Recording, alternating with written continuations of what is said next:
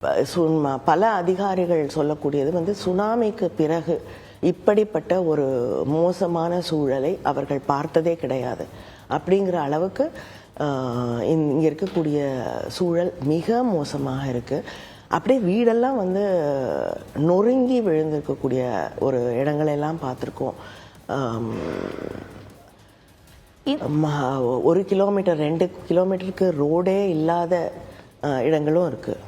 Okay, இப்போ இந்த பாதிப்புகள் இதையெல்லாம் சரி செய்யணும் அப்படின்னா நிவாரண நிதி தான் நிச்சயமாக அதை உடனடியாக விடுவிக்க வேண்டும் என்ற கோரிக்கையை தமிழ்நாடு அரசு தொடர்ந்து முன் வச்சுட்டு இருக்காங்க. இப்போ மத்திய அமைச்சரோட வருகைக்கு பிறகு அந்த நிதி கிடைப்பது என்பது வந்து விரைவுபடுத்தப்படும் அப்படின்னு நம்புறீங்களா?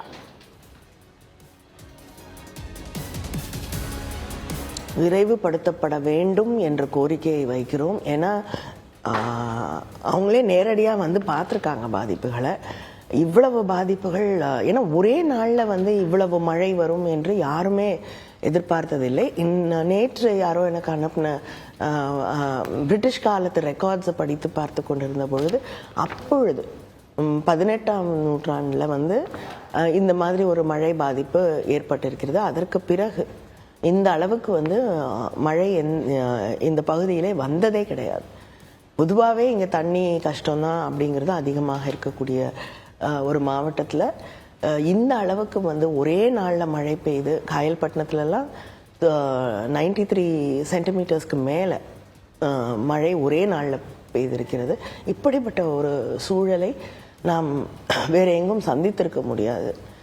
அதனால் அவங்க வந்து நிச்சயமாக இங்கே இருக்கக்கூடிய மக்கள் மீது மனிதாபிமானத்தோடு அவங்களுடைய வாழ்க்கை, அடிப்படை வாழ்க்கையே வந்து எல்லாருக்கும் வந்து அவர்களிடம் இருந்து ஒரே நாளில் பிடுங்கப்பட்டிருக்கு. அதனால் அதை உணர்ந்து அவர்கள் எவ்வளவு சீக்கிரமாக முடியுமோ ஒரு தாராள மனசோடு வந்து அவங்க வந்து நிதி அளிக்க வேண்டும் என்று கேட்டுக்கொள்கிறோம்.